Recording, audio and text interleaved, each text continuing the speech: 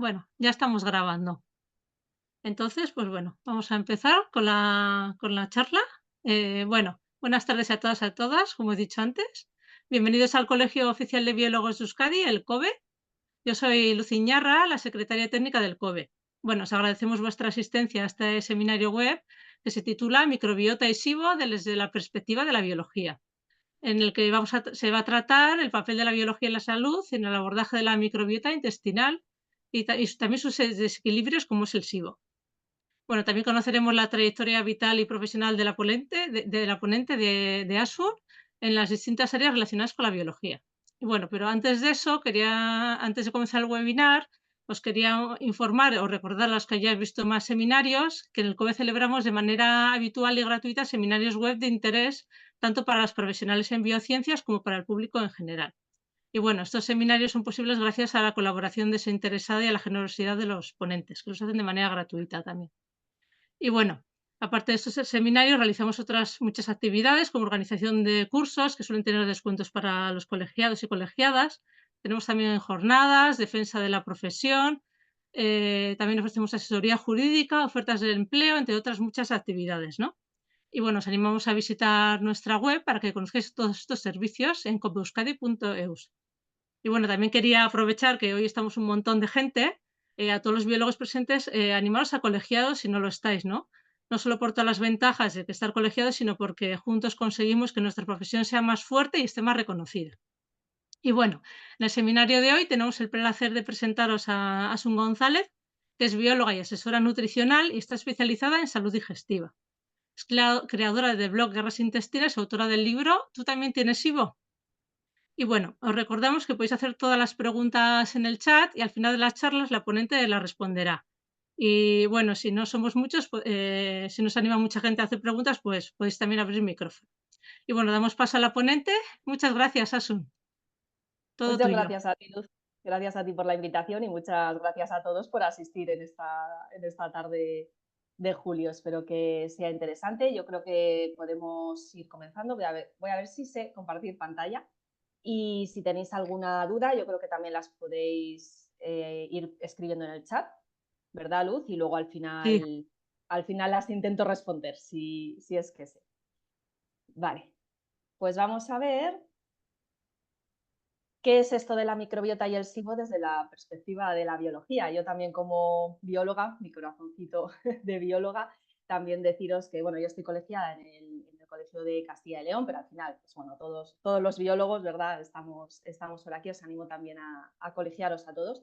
Y además es que ahora recientemente, bueno, corrígeme si me equivoco, Luz, se va a abrir la especialidad, o bueno, el intento de reconocimiento de la especialidad de biólogo sanitario, porque hasta ahora, bueno, estaba el BIR, ¿verdad? Todos conocemos, pero bueno, los que trabajamos así como en sanidad, pero en otros centros que se dedican también a la salud, también nos Se puede podemos hacer. Dime, certificar, Luz. un certificado de biólogo Certificar. sanitario. Eso es Eso es, que gracias. conceden todos los colegios profesionales. Y animamos a todos a solicitarlo. Sí, eso es, que esto es como la especialidad de genética, que realmente, o sea, está en muchísimos países, menos en España. Y el otro día hablaba también con Teresa Perucho y han organizado el primer congreso, bueno, ya fue en mayo. Espero que haya un segundo congreso el año que viene. El primer congreso en España sobre genética molecular y, bueno, diagnóstico, todo lo que ya sabemos de enfermedades raras y técnicas diagnósticas en genética y tal. Y es que comentábamos que en España es la primera, bueno, la única, de momento, el único país que no tiene esta especialidad en genética. Así que nada, hay que unirse y hacer fuerza, ¿verdad? Para que nos vayan reconociendo a los biólogos y, bueno, en este caso Teresa es farmacéutica, pero bueno, también aquí biólogos genéticos necesitamos más reconocimiento en España, porque además como tenemos tantos campos, ¿verdad?, de acción, pues, pues está bien unirse. Pues, ¿qué vamos a ver? Y así os hago los spoilers de los titulares. Os contaré brevemente así como mi experiencia como bióloga. Os diré que esta es una frase que a mí me encanta: nada tiene sentido si no es a la luz de la evolución. Veremos que la microbiota intestinal es un ecosistema, que el SIBO es un desequilibrio, ¿vale? Que luego hay mucha terminología, pero al final no viene a ser más que un desequilibrio en la microbiota intestinal, que la solución, y ya os lo adelanto, es tratar al holobionte, que somos nosotros, con vida evolutiva. Y aquí en todo esto, como estáis escuchando holobionte, vida evolutiva, ecosistema, pues microbiota, el biólogo tiene un papel súper importante. Yo siempre quise ser bióloga. Yo desde pequeña yo quería estudiar genética y allí que me fui a Salamanca a estudiar la licenciatura en biología hace ya, bueno, hace pocos años, hace que somos muy jóvenes. Luego estuve un tiempo, porque bueno, después de la genética estuve un tiempo haciendo la tesis en genética del desarrollo en el Parque Científico de Barcelona con el CSIC, pero os tengo que decir que gracias a las condiciones tan estupendas, que a veces en su momento por lo menos eran un poco precarias de la investigación en España, pues dije, bueno, yo a la mitad dije, bueno, hasta aquí, porque no me veía yo con 40 años, que son los que tengo ahora, todavía en plan pidiendo dinero a mis padres porque no me llegaba la beca para todo, para vivir en Barcelona. Y así que nada, mucho ánimo a todos los que estáis en investigación, que tiene mucho mérito, muchas veces en condiciones muy precarias y poco reconocidas. Así que mucho ánimo. Luego estuve un tiempecito en Valladolid, en el Instituto de Biología y Genética Molecular, con fibrosilística, también con más genética, que me gustaba mucho, pero como, bueno, veía que aquello pues era lo que había, me pasé a la industria farmacéutica, estuve bueno, un máster por la Universidad de Vigo, estuve unos cuantos años ahí trabajando como, con la industria farmacéutica, pero en todo este camino, claro, a mí me gusta y me sigue gustando mucho la genética. ¿Qué es lo que pasa? Que hace tiempo, por lo menos, o antes se pensaba que la genética lo era como todo, ¿no? Era como, bueno, pues en cuanto secuenciemos nuestro genoma ya veremos todo lo que nos pasa, porque ahí va a estar la clave de todas las enfermedades y de la salud de la enfermedad. Y luego hemos visto que no es así, ¿verdad? Que ya no es tanto un gen, una proteína, que ya no es tanto la genética, sino la epigenética y todo lo que viene detrás. Y no solo eso, sino la microbiota. Entonces, en mi camino de genética, bueno, veo que la genética no, bueno, pues quizá pues para la gente que no tenga una genética tan agraciada, digamos, pueden estar los fármacos, pero al final los fármacos no dejan de ser un parche. Cuanto más lees y más estudias, más te das cuenta que la base del estilo de vida, la nutrición, el ejercicio, la alimentación, el descanso, todas esas bases realmente son las que siembran la salud. Y en estas dije, bueno, pues nada, me paso a estudiar nutrición y microbiota, que a recuperar un poco la nutrigenética y nutrigenómica, que era lo que a mí me gustaba. Y mientras estaba estudiando nutrición, patología digestiva, me vino un SIBO. Así tuve una intoxicación alimentaria en un restaurante y ya, pues desde entonces mi tripa ya no volvió a ser la misma. Entonces, pues bueno, pues ya nos especializamos en SIBO, ¿verdad? Esto fue hace muchos años, lo cual ha dado, bueno, gracias a la medicina funcional, también lo tengo que decir, que como no encontraba muchas respuestas en la medicina convencional, terminé en la medicina funcional. Y gracias a ella también y a todo lo que, a todos mis referentes en microbiota, pues bueno, de aquellas, muchos años estudiando microbiota, SIBO, patología digestiva, nace el libro Tú también tienes SIBO, de Alienta Editorial, que tenéis todos disponible.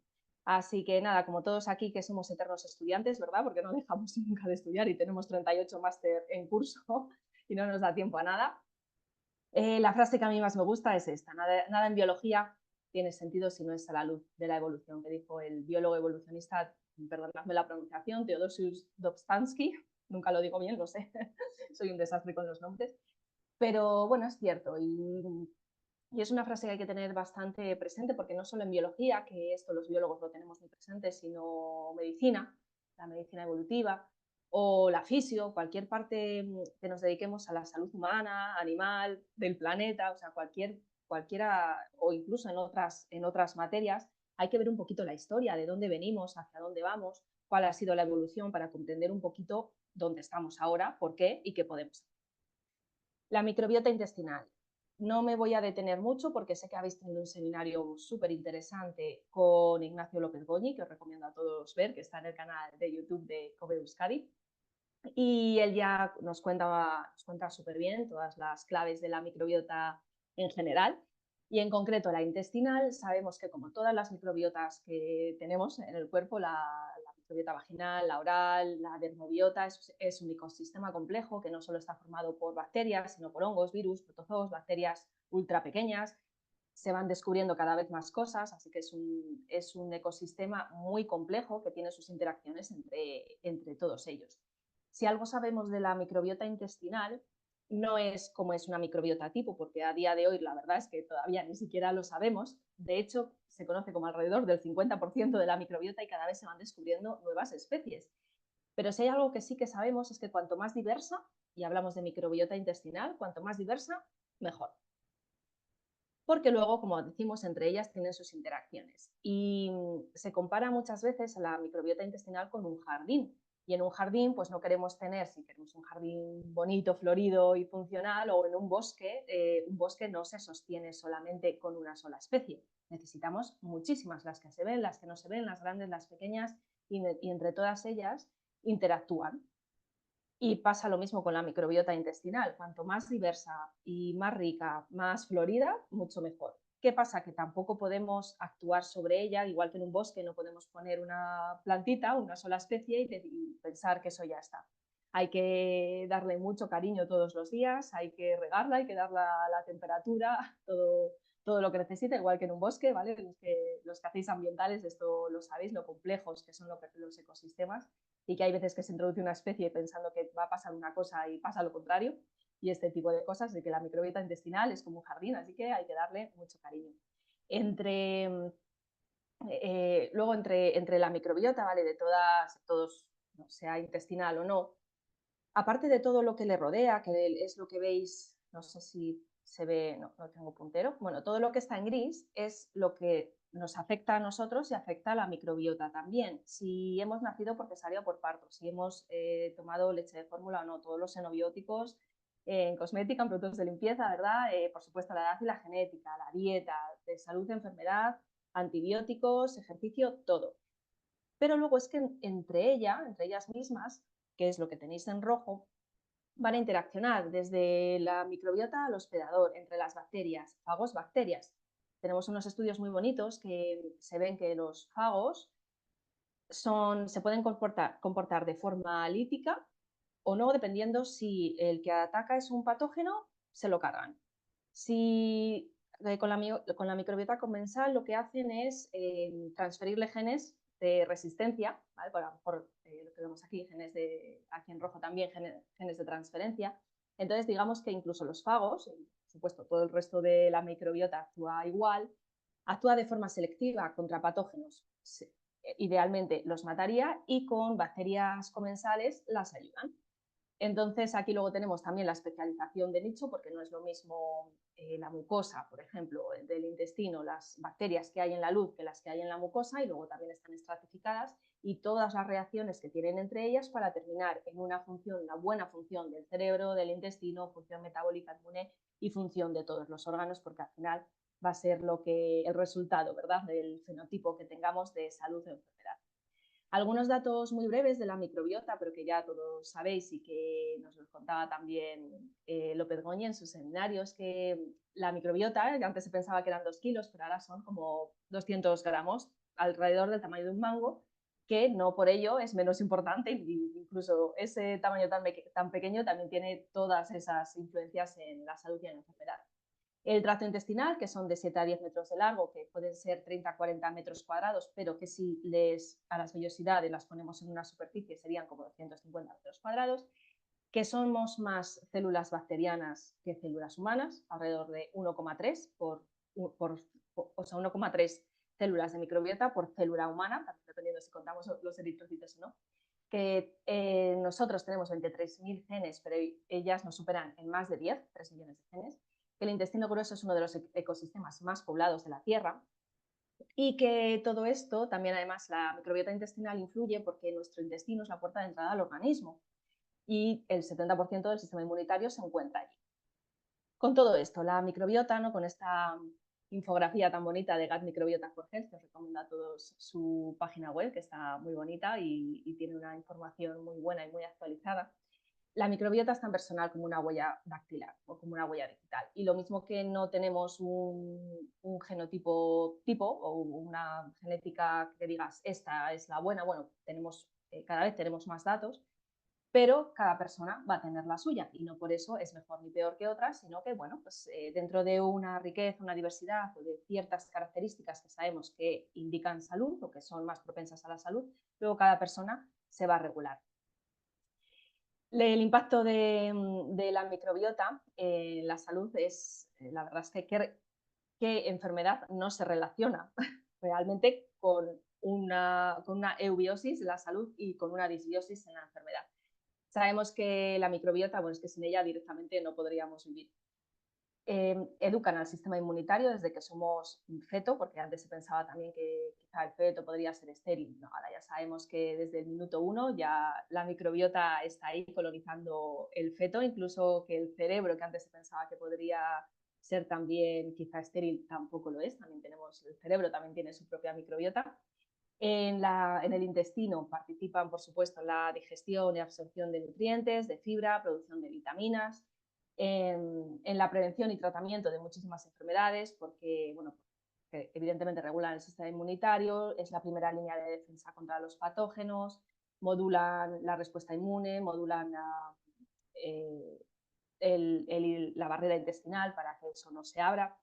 Y al final es que sin microbios no estaríamos aquí, participan en la evolución como, vamos, es que sin ellos no sería posible la vida. De hecho, sabéis que a los ratones de laboratorio son ratones notobióticos, no son ratones estériles, porque los pobrecitos, si los hacemos estériles, se mueren directamente. Entonces se les inoculan unas cepas que sabemos las que son y luego se les estudia, se les cambia, se les modula, pero los ratones y los humanos sin microbiota no estaríamos aquí, porque como os hemos dicho, pues bueno, somos más microbiota que humano, así que casi, bueno, somos su hogar macroscópico, pero a nivel microscópico son más ellos que nosotros. Y ahora en esta evolución conjunta se postula más, se aboga por la teoría del microbioma, que combina quizá la teoría de la higiene, que todos sabéis, todos conocéis hasta ahora, que bueno, decía, por si no lo habéis escuchado, dice que en la sociedad moderna somos demasiado limpios, que tanto antibiótico nos estamos cargando a nuestra microbiota y por eso tenemos más problemas de salud, más alergias, más atopías. Y luego está la teoría de los viejos amigos, que no son excluyentes, por eso la teoría del microbioma los agrupa un poco a todos. Nos dice la teoría de los viejos amigos que quizá también tenemos más enfermedades porque estamos perdiendo los viejos amigos microbianos que teníamos en el Paleolítico, por ejemplo. Y entonces a día de hoy, con tanta limpieza, se han perdido y ya no van a volver y por eso estamos más enfermos. Nuestro querido digestivo Alessio Fasano, que él investiga mucho la permeabilidad intestinal y la importancia de la microbiota, y de hecho sus trabajos van encaminados a predecir el desarrollo de la celiaquía en niños predispuestos. Claro, pues si no tienes la genética, ¿verdad? Pues no la puedes desarrollar. Pero en niños predispuestos, el equipo de Fasano puede no prevenir, o sea, la idea es prevenir, puede prever cuándo se va a desarrollar esa celiaquía dependiendo de la firma de la microbiota intestinal. La verdad es que son estudios apasionantes porque ojalá se pueda prevenir la aparición de la celiaquía, que desde pequeños nos digan, oye, pues tienes esta firma microbiana y esta otra, y se actúe sobre la microbiota antes de que llegue la enfermedad, que luego la verdad pues ya no es reversible. Y igualmente que antes se pensaba que genética y ambiente eran como suficientes para desarrollar una enfermedad, ahora sabemos que tienen que las piezas del puzzle para el desarrollo de esta enfermedad no solo es genética y ambiente, sino la disbiosis, la pérdida de la barrera intestinal y la alteración del sistema inmunitario. Pero claro, como la microbiota es la primera línea de defensa, si la microbiota está en desequilibrio, al final se pierde la barrera intestinal y el sistema inmunitario se altera con todas las consecuencias, incluso que sabemos, alergias y tal, pero también con el desarrollo de celiaquía y de todas las enfermedades que sabemos que pueden afectar. Bueno, esto es un poco el desarrollo, ¿no? Con las interleucinas y la genética, el HLA, DQ2, DQ8, etcétera. Y retomando un poquito el Gut Microbiota for Health, las diapositivas que tiene, que son muy chulas, arriba veis que pone la verdad de la microbiota intestinal. Bueno, la disbiosis se puede manifestar de varias formas. Como en el botito que tenéis en la izquierda, pone la disminución de las especies bacterianas beneficiosas para la salud, es decir, hay ciertas especies que son especies clave, las Keystone taxa, que si se disminuyen, por ejemplo, pues yo qué sé, tenemos Akkermansia o Prausnitzi o especies así como más de tipo muconutritivo, si estas especies que son como más claves para la salud se disminuyen, vamos a tener una disbiosis y vamos a tener síntomas. En el bote de la derecha del todo veis que pone una disbiosis, también puede manifestarse como la reducción de la diversidad de especies bacterianas.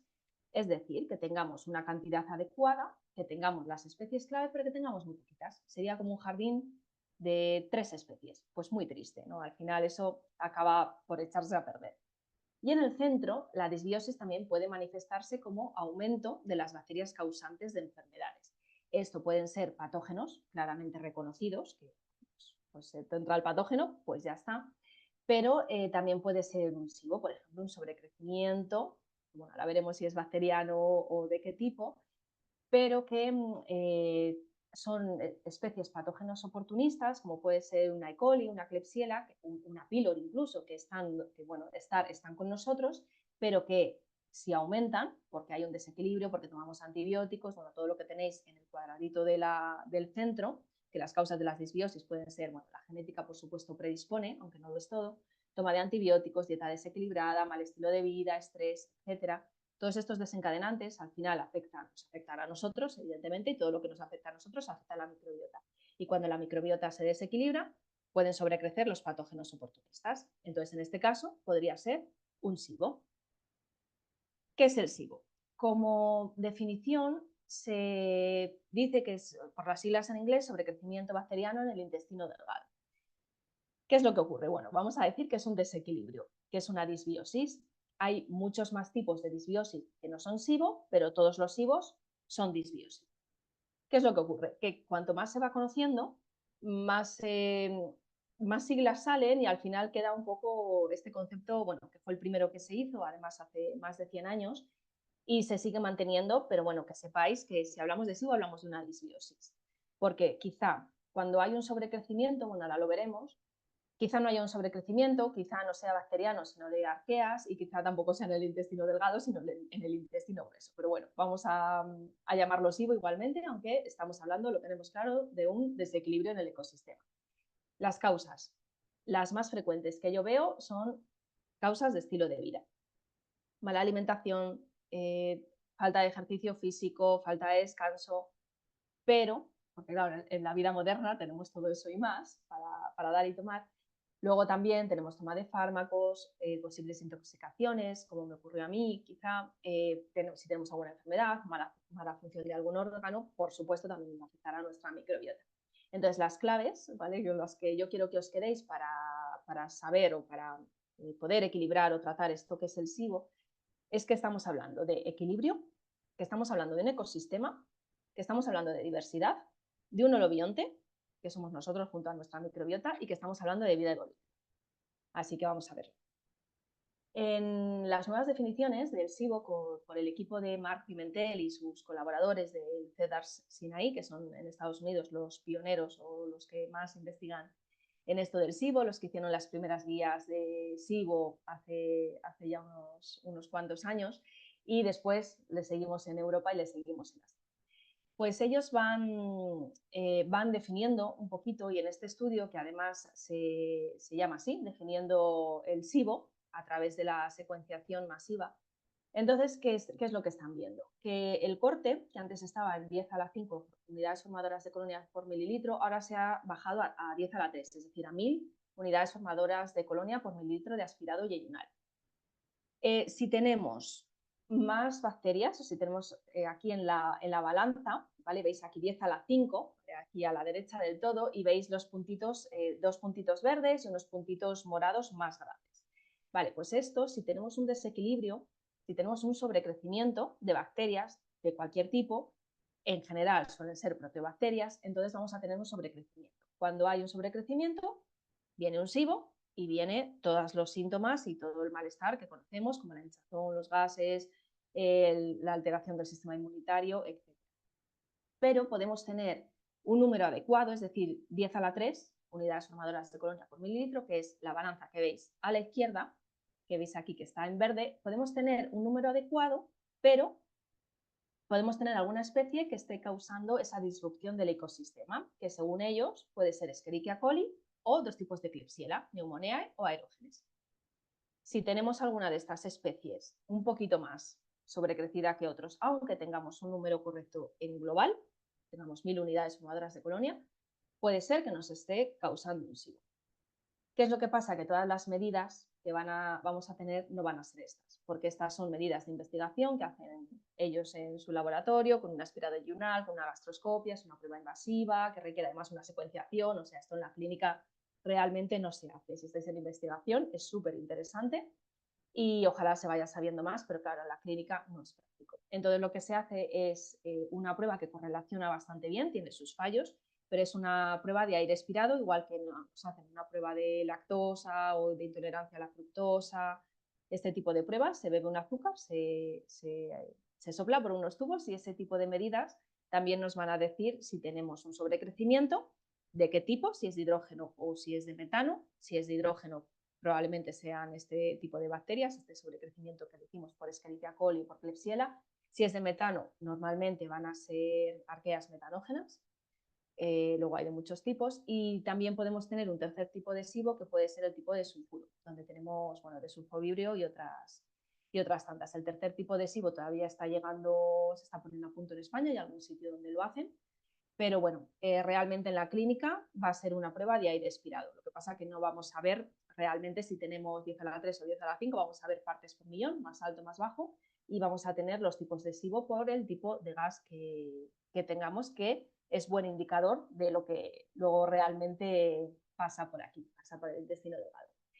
Y luego tenemos otro tipo de SIBO que puede ser un SIBO después de una gastroenteritis. Cuando tenemos una gastroenteritis y el patógeno de turno, bueno, pongamos un Campylobacter, está intentando invadirnos, se genera, pues evidentemente, una disbiosis, una inflamación aguda, una permeabilidad intestinal, muy probablemente, y unas toxinas que, bueno, normalmente en un sistema inmune que sea tolerante y que esté bien, normalmente esas toxinas se inactivan, 9 de cada 10 personas se recupera y hasta aquí, se acabó.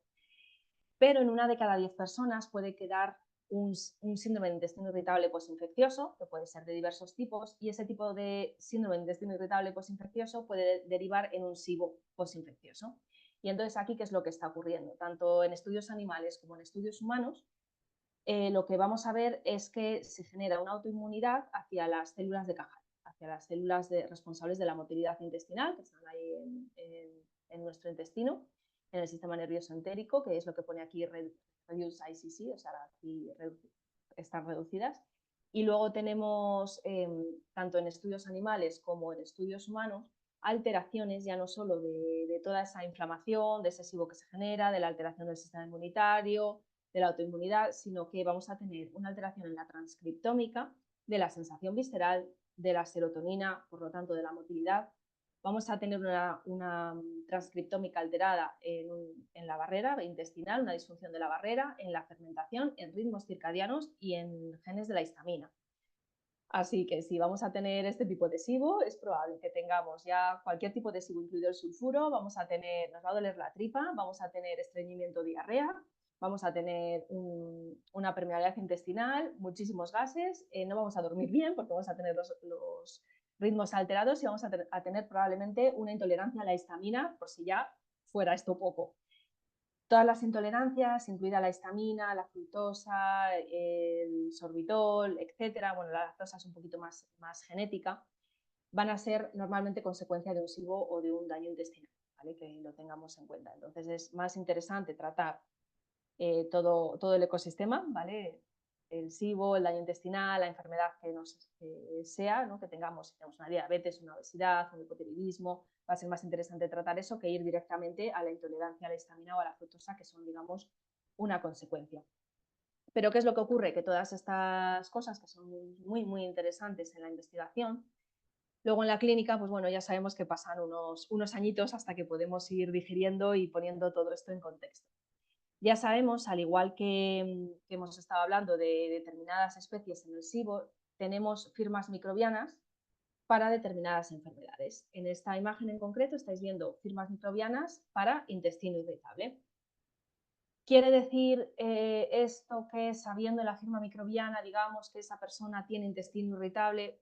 Bueno, no sabemos si es antes del huevo o la gallina, como siempre, y sabemos que correlación no implica causalidad, y ya no sabemos si es que la microbiota estaba mal y origina la enfermedad, o la enfermedad origina que esté mal la microbiota. Suele ser las dos cosas, porque el camino es bidireccional y al final una se retroalimenta a la otra. Pero bueno, esto quizá en un futuro tengamos alguna forma de secuenciar con una cápsula o algo así, ¿no? Y nos diga un poquito lo que está pasando por ahí dentro. Entonces, ¿cuáles son un poco las soluciones, ¿no? ¿Qué podemos hacer frente a todos estos desequilibrios de la microbiota? La solución es tratar al holobionte, ¿vale? Como bien decían nuestros queridos biólogos evolutivos, ¿verdad? Hoy va de biología evolutiva. En 1943, Adolf Meyer-Albrecht, y en 1991, Lynn Margulis, ¿verdad? Que era de la teoría endosimbiótica con las mitocondrias. Somos una unidad ecológica, somos un ser entero y completo, nosotros y ellos y nosotros. Entonces, no podemos tratar la microbiota con, voy a poner un ejemplo, antibióticos, y esperar que solo se mueran los malos y que se solucione todo aquello. No, estamos atacando un ecosistema y tenemos que tener mucho cuidado con lo que hacemos con ellos y con lo que nos hacemos a nosotros. Entonces, de todo esto viene, bueno, como veis en el gráfico, de todo esto viene la teoría de la evolución del holobionte, la teoría de, o sea, la aproximación como más holística de la One Health, de la salud global, porque al final sin una salud planetaria, sin una salud humana, y la microbiota no va a estar saludable, porque al final somos todos, que somos ellos y ellos son nosotros. Es que esto es así y en biología lo comprendemos muy bien. Tenemos también, podemos actuar y que sepamos que tenemos presente sobre el mismatch evolutivo. ¿Qué es esto? Pues que al final nuestros genes y nuestra evolución, el ser humano viene de millones de años de evolución y la vida moderna es que es muy reciente, es como el último segundo, si acaso, de la vida. O sea, esto de, o sea, pensemos incluso de hace 2 generaciones. Nuestros abuelos, bueno, depende de la edad que tengamos, ¿verdad? Pero bueno, nuestros padres, nuestros abuelos. Yo misma he llegado o sea, yo he conocido pues casas sin calefacción y sin baños, y esto de vivir un poco en la calle, ahí tirado lleno de barro, de no tener a lo mejor frigorífico, o sea, no sé, cosas, vivir en granjas, todo eso es que es de hace una generación o dos. Y todo esto de consumismo, la tecnología, que está fenomenal, por supuesto, pero es muy reciente. Y entonces el ser humano en su genética evolutiva no lo entiende y por eso viene el mismatch. O sea, estamos en un entorno que no nos corresponde, o sea, nuestra salud humana no sabe muy bien qué hacer con todos estos espacios grises y contaminados. Entonces hay muchas revisiones que dicen que eso, porque los consumidores tienen de todo casi menos felicidad. Cada vez tenemos más cosas y somos más infelices por el mismatch, perdón, evolutivo. También abajo leéis perspectivas desde la medicina evolutiva, desde Helicobacter pylori, como hablamos, a intolerancias, enfermedades gastrointestinales y enfermedades hepatobiliares. Arriba leéis que las enfermedades crónicas inflamatorias están estimuladas por el estilo de vida moderno. La dieta, la mala dieta de ultraprocesados, el estrés, todas las medicaciones, al final, si, bueno, sacadas de nuestra evolución, también nos impiden recuperarnos. Y como solución, en el medio, ¿verdad? Leéis, ya se hablaba de esto en 2012, e incluso antes, 2015, los entornos naturales, las dietas ancestrales y la ecología microbiana nos llevan a que estamos enfermos porque tenemos lo llaman aquí un paleodéficit, un desorden de déficit de vida evolutiva.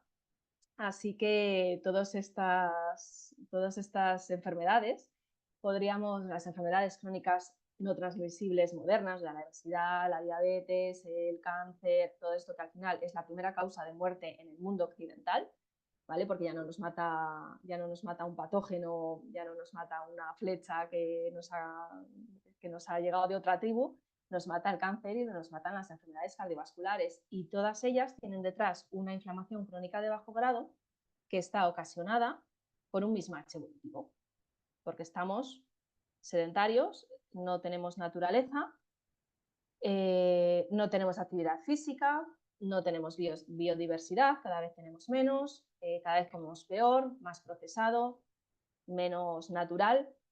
Todo eso lleva a menos diversidad en la microbiota, y ya no solo alteraciones en la dermobiota y en la piel, alteraciones gastrointestinales, alteraciones en todos los demás órganos, regulación, desregulación inmune e inflamación que afecta a todo el cuerpo y a la microbiota también, y a diría, un aumento bastante preocupante de enfermedades psíquicas y mentales, porque al final el cuerpo somos uno, no podemos separar el cerebro, ¿no? Que muchas veces hasta ahora se ha pensado que, bueno, cuerpo y mente son dos cosas diferentes.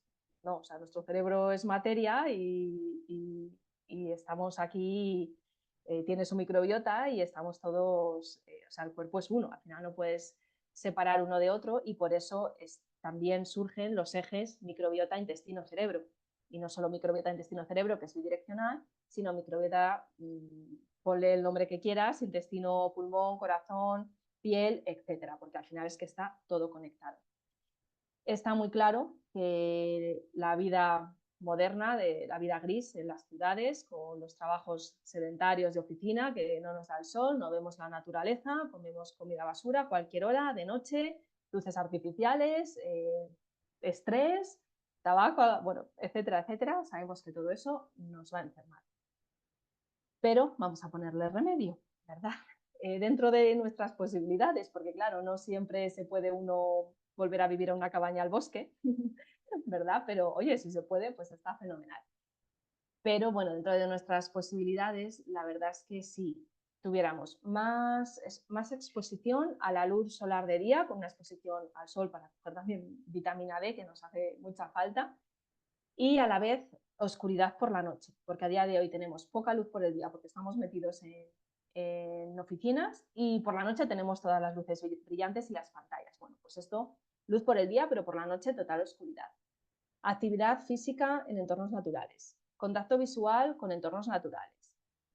Escuchar también sonidos naturales, que eso al ser humano parece que encuentra a su casa con el sonido de los pajaritos y de la naturaleza, por eso nos relaja tanto. No tomar nada, por favor, huir de los ultraprocesados. Los estudios lo tienen claro y es tan perjudicial como fumar. Ni un ultraprocesado, si algún día nos queremos tomar uno de forma esporádica, pues está bien, pero cuanto más lejos mejor. Y cuanto más comida fresca, con fitoquímicos, más variada, mucho mejor. El contacto con diversidad microbiana también nos va a venir muy bien. O sea, dejar, por favor, si tenéis niños, que salgan a entornos naturales y que jueguen por el parque, que eso estén en contacto con animales, que eso les va a venir muy bien para prevenir luego alergias y disbiosis en la edad adulta. Si salimos a la naturaleza, también tendremos fitoncidas, que son esas moléculas que nos estimulan también en el olfato. Y aquí también tienen sus beneficios para la salud, todos los sentidos. Oler, ver, tocar, todo. También tener oportunidad, como dicen aquí, para estar solos, pero también estar en tribu. Estar con amigos, pero estar solos también cuando queramos. Y dormir por favor sin wifi, si podéis, con el móvil si podéis en modo avión, sin muchos aparatos alrededor, o por lo menos que estén apagados, porque eso también influye en la vida evolutiva. Y al final, pues bueno, dentro de nuestro entorno, si conocemos todos estos tips, pues bueno, vamos haciendo por lo menos un entorno más saludable para el humano que somos, ¿verdad? Y es que está claro que en Occidente estamos perdiendo microbiota, pero a pasos agigantados. Somos los que menos diversidad de filotipos tenemos si nos comparamos con cualquier tribu de cazadores-recolectores que ahora mismo están por ahí, los Hadza o cualquiera de América. Y vemos que vamos perdiendo diversidad desde cazadores-recolectores que somos después de la agricultura, comida industrial, vamos metiendo mala dieta, demasiada desinfección, antibióticos, antimicrobianos, etcétera, etcétera, partos por cesárea, leche de fórmula, todo eso nos hace perder mucha microbiota y es un signo, después si perdemos esa diversidad, es un signo de mala salud. Y al final, para tener una buena salud, tenemos que bueno, poder jugar dentro de lo que podemos, ¿verdad? Porque lo que está en el centro, ¿vale? Que veis al bebé con el reloj, la genética que nos ha tocado, pues es la que es. ¿vale? Tenemos la ventana de oportunidad de los 1000 primeros días de vida que tenemos que tener muy en cuenta porque ahí es donde se va a implantar la microbiota y va a ser muy importante para el bebé y el futuro adulto. Esto es lo que llaman programación temprana, en la temprana edad, desde la microbiota, metabólica, sistema inmunitario. Todo eso en los 1000 primeros días van a ser fundamentales. Luego, todo lo que nosotros podemos hacer, como hemos estado hablando, comida, fuera ultraprocesados, fuera tabaco, alcohol y otras toxinas, intentar evitar los antibióticos dentro de la medida de lo posible, si no son necesarios, eso siempre nuestro médico nos lo dirá, por favor. Y después todo lo que podemos hacer para descansar bien, para tener menos estrés, para hacer ejercicio físico, para tomar el sol, la vitamina D y pasar más tiempo lejos de las pantallas y haciendo ejercicio en la naturaleza. Eso es lo que veis en la parte gris, gris clarito, marrón. Y luego todo eso viene por la parte más oscura, la parte de factores socioeconómicos, industria, agricultura, ganadería, cambio climático, políticas de salud, bueno, pues todo eso. Bueno, tenemos quizá menos oportunidad de acción a nivel individuo, aunque como colectividad humana deberíamos hacer mucho más, pero ahí queda y al final es que, bueno, la salud del planeta viene a ser nuestra salud. Así que los biólogos aquí tenemos un papel muy importante, tanto en investigación y desarrollo de todo lo que es microscópico, ¿verdad? En la colaboración interdisciplinar con todos los profesionales de la salud, ya sean médicos, nutricionistas, fisios, cualquier otra persona que se dedique al estudio de la salud, que dentistas, o sea, es que son tantos, ¿verdad?, que vamos a necesitar una colaboración entre todos. Y luego también los biólogos, que estamos aquí en la vanguardia de la innovación y desarrollo. ¿Para qué? Pues para estudiar cosas como puede ser el metagenoma. En 2019, bueno, está en desarrollo el proyecto integrativo de humano microbioma. O sea, igual que el proyecto de genética en su momento, pues ahora está este proyecto y entonces se intenta caracterizar, como decíamos, las firmas microbianas de distintos tipos de enfermedades. Entonces se va a estudiar la genética humana, se va a estudiar la genética de la microbiota y entonces, pues luego de ahí vienen todos estos términos, ¿verdad? Que veis a la derecha, no solo microbioma, microbiota, sino la metagenómico, todos los genes humanos y bacterianos, la metabolómica, todos los metabolitos que van a producir, la metatranscriptómica y la alfa y la beta diversidad. Los biólogos también pueden jugar un papel importante en toda la parte del estudio de posbióticos, de células, bueno, son unos chips de células madre, de paraprobióticos, de probióticos como a medida, ¿no? Depende de las disbiosis que tengamos, nos harán en un futuro pues, unos probióticos a nuestra medida, sean de bacterias, de hongos, de arqueas, de virus incluso. Luego tenemos las terapias de fagos, tenemos los STAMP, también que son como antimicrobianos, péptidos antimicrobianos muy específicos y podremos estudiar todo esto. Oye, pues quien dice que no sea un biólogo el que haga alguna, como nuestro querido Francis Mojica, con el CRISPR-Cas9, o yo que sé, o alguna cosa de bioinformática con los péptidos o péptidos recombinantes o bioingeniería, pues bueno, está todo muy a la vanguardia de que al final el estudio de la microbiota y del SIBO y de los tratamientos va a venir de aquí. Así que las cosas con las que yo quiero que os quedéis es que somos un holobionte, ¿vale? Que nada tiene sentido si no es a la luz de la evolución y que no podemos vivir sin nuestra querida microbiota, que las desbiosis se tratan con vida evolutiva, que no podemos pensar en tratar una sola bacteria como si fuera ella sola, no, es que estamos delante de un ecosistema y a tu jardín no le puedes quitar una flor y pensar que ya se va a solucionar todo, sino que lo tienes que regar, tienes que hacer tu ejercicio, tienes que dormir, le tienes que dar la temperatura adecuada, todo este tipo de cosas. Y además, los biólogos pues, comprendemos bien todas estas interacciones en los ecosistemas y estamos ahí jugando un papel fundamental tanto en investigación como diagnóstico y tratamiento de la microbiota. Así que por mi parte nada más, si me encontráis, si necesitáis alguna cosa, os puedo solucionar algo, aparte de ahora responder a vuestras preguntas si puedo, me encontráis en guerrasintestinas.com, en el libro Tú también tienes SIBO. Y nada más, muchísimas gracias a todos por vuestra atención.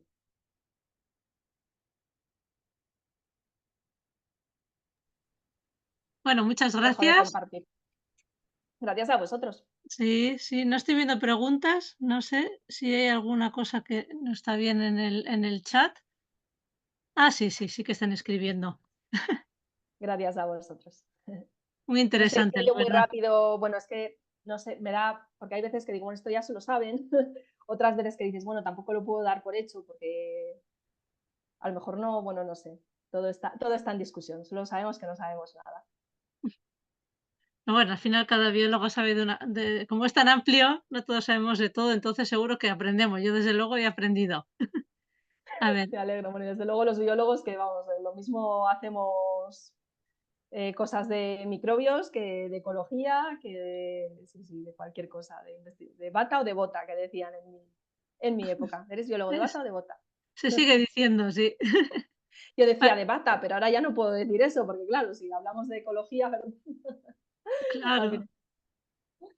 Muy bien, muchas gracias. A ver si se van animando. Aquí dice Karen Vargas, le dio disbiosis por antibióticos y perdió cepas como los lactobacilos y Akkermansia y bifidobacterias. ¿Qué es lo mejor que podría hacer? Vale, en estos casos, bueno, lo mejor que siempre os diré, o sea, siento ser así de genérica, pero es por favor, buscad un buen profesional que os asista en estas cosas, ¿vale? Porque lo que yo pueda decir aquí es muy sesgado y es una pregunta que a lo mejor, Karen, tú necesitas, yo que sé qué otra cosa que no es lo que te voy a decir aquí, ¿vale? Pero es cierto que, o sea, la mejor inversión es siempre contar con un buen profesional que te ayude y que vea tu historia clínica y tal. Pero es cierto que los antibióticos, pues claro, es que están diseñados para matar bacterias. Si tomáis antibióticos, por favor, siempre con un Saccharomyces boulardii a la vez, ¿vale? De la mano. Y si te ha dado una disbiosis por tomar antibióticos, es que habría que ver qué tipo de disbiosis tienes, hace cuánto tiempo, qué síntomas tienes, porque imagínate que puede ser una candidiasis, entonces estaríamos hablando de un hongo. Puede ser que tras la toma de antibióticos, ojalá no, pero que te haya quedado una Clostridium difficile, entonces eso ya estamos hablando de palabras mayores, o que tengas un SIBO, entonces es otro tipo de tratamiento, o que tengas baja diversidad de bacterias, imagínate que se te han quedado arrasadas y lo que tienes que hacer es reimplantar.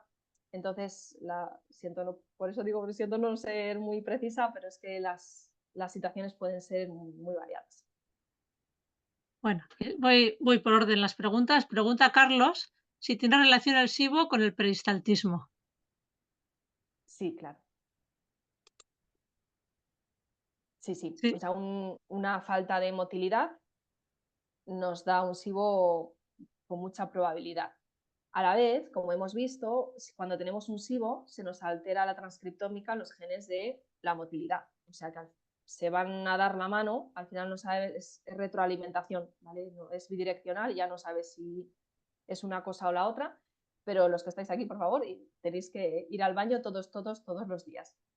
Todos los días en un Bristol 4, porque si tenemos estreñimiento, tomad mucho magnesio y hacer todo lo que podáis, hacer ejercicio para el estreñimiento, porque si tenemos retención y no tenemos esa buena motilidad, bueno, estoy hablando de motilidad, no de peristaltismo, porque el peristaltismo son los movimientos que se hacen para empujar el bolo alimenticio en la comida, ¿vale? Supongo que te referirás a motilidad, pero si no, me lo dices, ¿vale? Porque te estoy respondiendo al revés.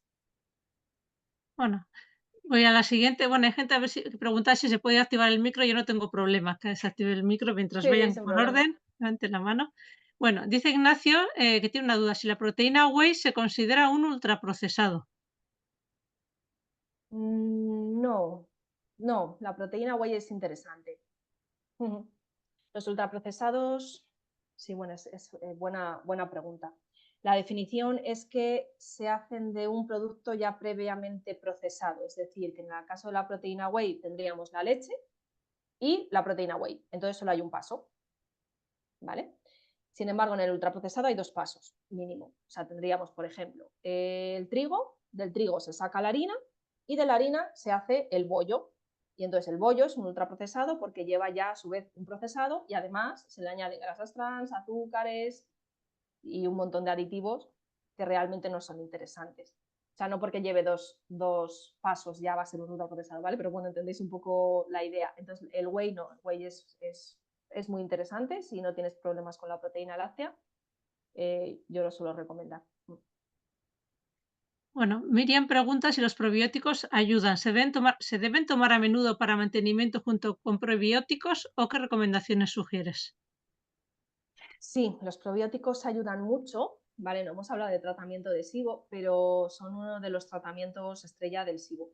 Hay un mito por ahí que dice que no se deben añadir probióticos a un SIBO porque es como añadir más bacterias a otras bacterias. Pero si hemos comprendido un poco que las bacterias son muy listas, que entre ellas se conocen, que entre ellas tienen sus interacciones y que somos un ecosistema, al final esos probióticos, que por definición tienen un perfil de salud, o sea, van a conferir una salud a la salud del huésped, es decir, hacia nosotros, porque si no fuera así, si no tuvieran un beneficio en la salud, ni siquiera estarían aprobados como probióticos. Entonces, esos probióticos van a ser como soldados amigos, ¿no? Que vayamos a mandar ahí a nuestra guerra intestinal. Entonces, para mí, sí, a ver, hay que seleccionarlos bien, no todos valen, no todas las marcas son igual de interesantes, hay algunas que tienen aditivos, otras que no. Entonces, seleccionando bien los probióticos, que luego hay unos criterios, los probióticos son muy interesantes para el tratamiento de la microbiota intestinal y incluso, bueno, se toman probióticos orales, bien lo sabéis, pues para disbiosis tanto orales como genitales, como eczemas, como alergias, un montón, porque al final el intestino, como decimos, está conectado con absolutamente todo. Entonces, los probióticos son muy, muy interesantes. Bueno, aquí pregunta Suriñe, a ver si es posible acabar con un SIBO de metano sin el uso de antibióticos. Claro, sí, sí. Lo que hablamos, con probióticos, con lactoferrina, con herbáceos, con péptidos antimicrobianos que están en desarrollo, con terapia de fagos, bueno, eso todavía está en investigación, ¿vale? Pero sí, se pueden utilizar muchos tratamientos, ¿vale? Si no habéis oído hablar nada de SIBO ni de tratamientos de SIBO ni nada, en guerrasintestinas.com está en el blog de forma gratuita y tenéis unos cuantos artículos para que vayáis echando un vistacito a los tratamientos. Muy bien, aquí hay varias preguntas. Bueno, Miguel López que ha activado el micrófono. ¿Puedes Hola, preguntar? Sí. sí, ¿me oyes? Hola, sí, dinos, Miguel. Hola, mira, cuando yo tengo un laboratorio de análisis clínicos y viene mucha gente a pedirnos el test de SIBO y nosotros le damos el de lactitol. Uh -huh. ¿Te parece correcto? Súper bien, sí. Sí. Y es que mm, has hablado de los test de lactosa, de sacarosa, de sorbitol. Uh -huh. Digamos que con esos test se puede distinguir entre un SIBO por sobrecrecimiento general o por sobrecrecimiento de coli y Klebsiella de otro que sea por ejemplo, un daño intestinal. Mm, vale, a ver si he entendido bien tu pregunta. Con los test de intolerancias y los test de SIBO no Sí, son mira, iguales. exacto. Eso es. Entonces, Entonces, podemos, según lo que le dé al paciente, saber qué tipo de, qué es lo que le pasa, o sea, si tiene un desequilibrio, un SIBO, porque hablas, es que no me he quedado bien con la frase esa de todos los SIBOs son disbiosis o todas las disbiosis no son SIBOs. sí, o sea, disbiosis es más grande y el SIBO es más chiquitito. SIBO es un tipo de disbiosis, es un tipo de desequilibrio, Ujú. pero No, hay más desequilibrios que no son o SIBO. sea, no todos los SIBOs son disbiosis, pero todas las disbiosis, es que no me he quedado con eso. No te preocupes, lo que importa es que os hayáis quedado con el Bueno, concepto. yo te explico. Nosotros tenemos gente que viene y se hace el SIBO y se hace el test de intolerancia a la fructosa y se hace el test de intolerancia a la lactosa y empiezan a hacerse todos, unos dan positivos y otros dan negativos. Uh -huh. Según eso yo puedo saber, el médico lógicamente es el que lo va a tratar y el que, pero bueno, a mí me interesa, siempre te preguntan, ¿no?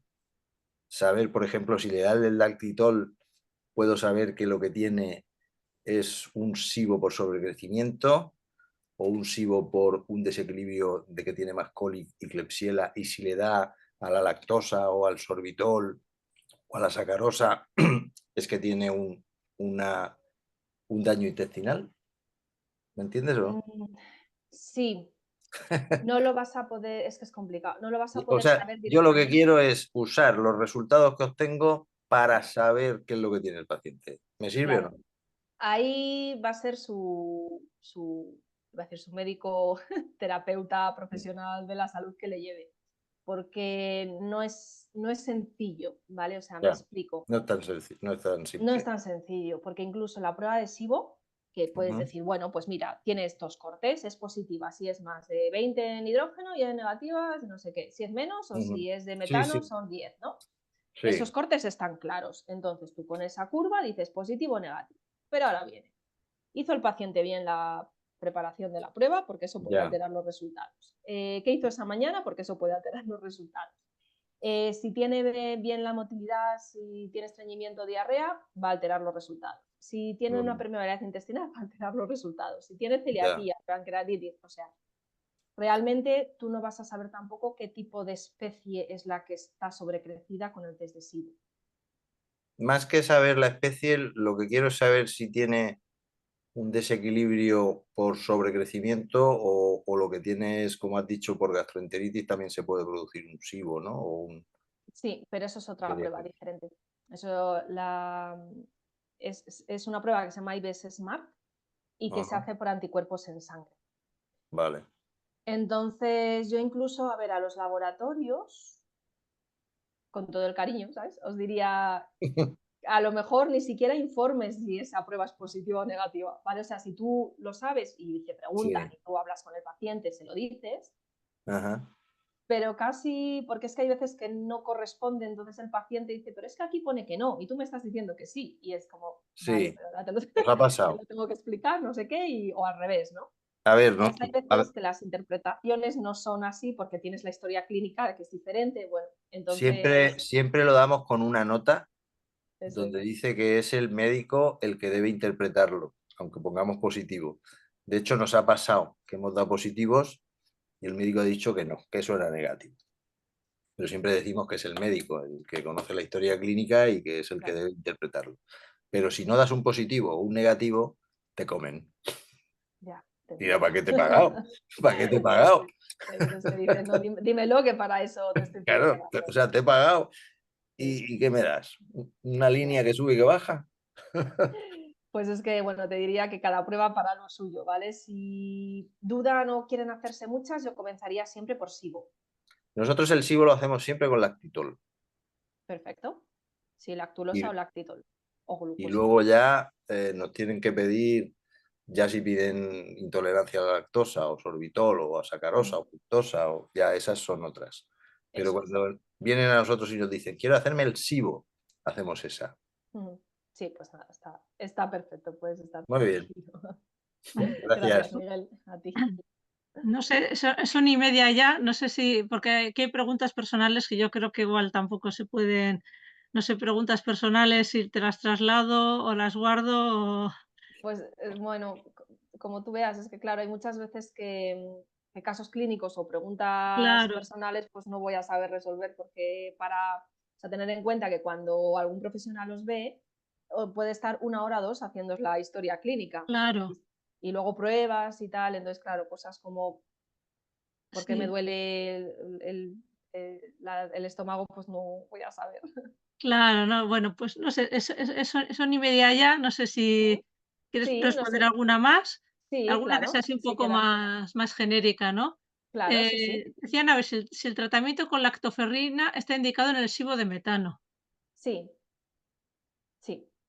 La respuesta corta es Sí, sí, la ¿no? lactoferrina nos sirve para todos los tipos de SIBO porque es bueno, la verdad es que cuando más leo más me gusta, es antimicrobiana, pero también regula el sistema inmune, entonces, bueno, nos va a servir un poco para todo, pero la respuesta corta es sí, nos sirve para todos los tipos de SIBO. Sí. Y aquí en el tratamiento con herbáceos, ¿cuánto tiempo es recomendable para IMO? El tratamiento con herbáceos.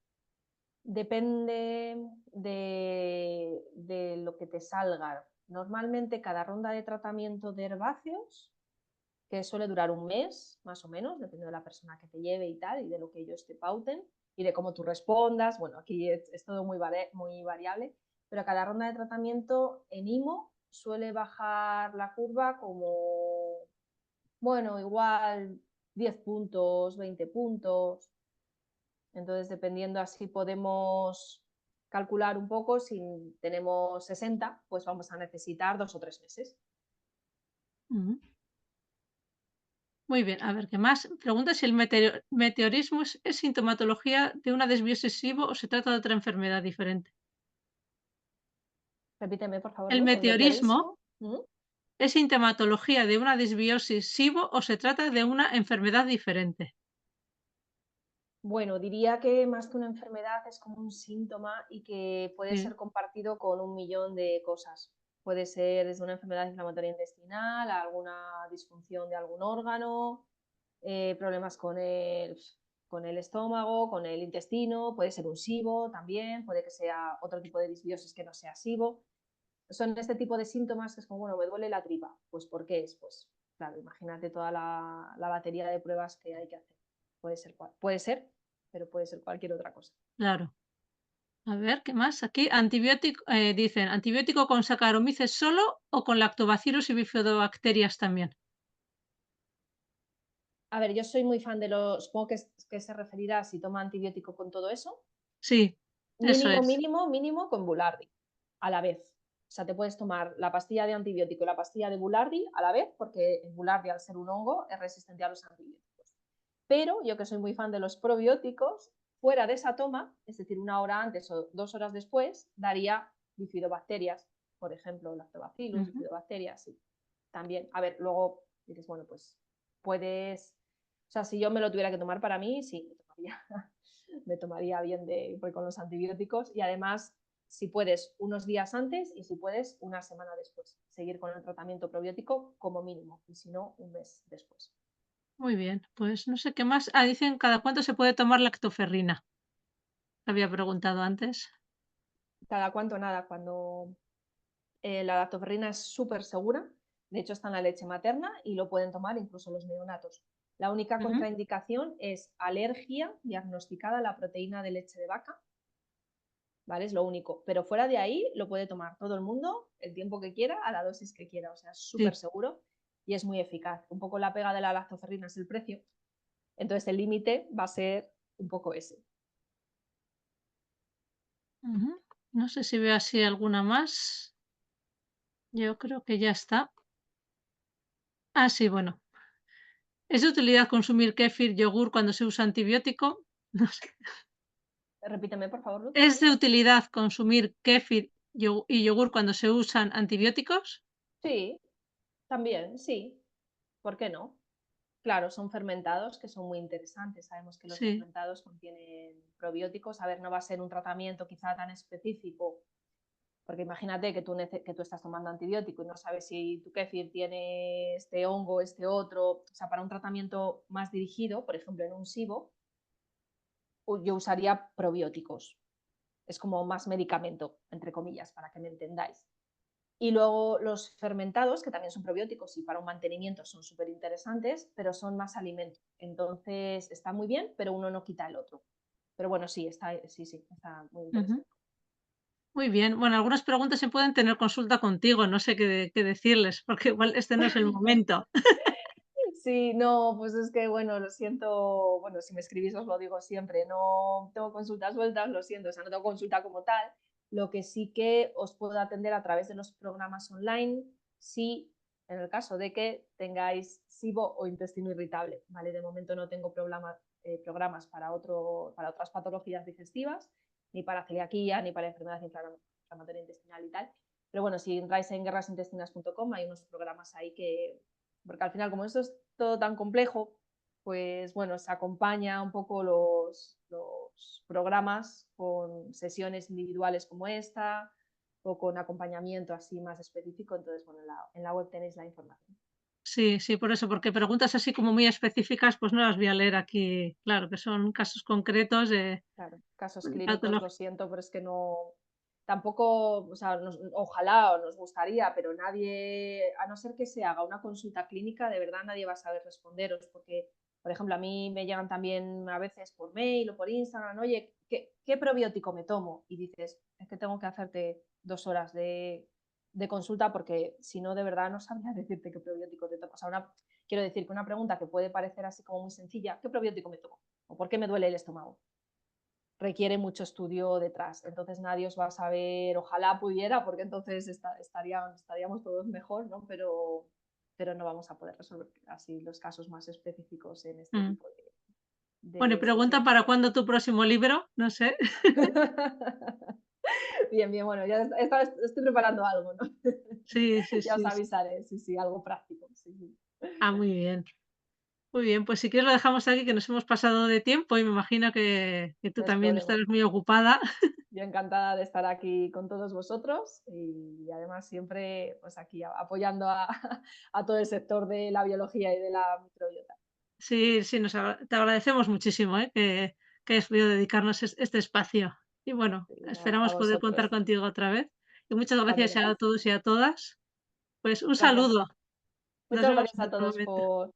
por asistir y muchas gracias por estar aquí con nosotros. Bueno, pues un saludo. Chao. Gracias.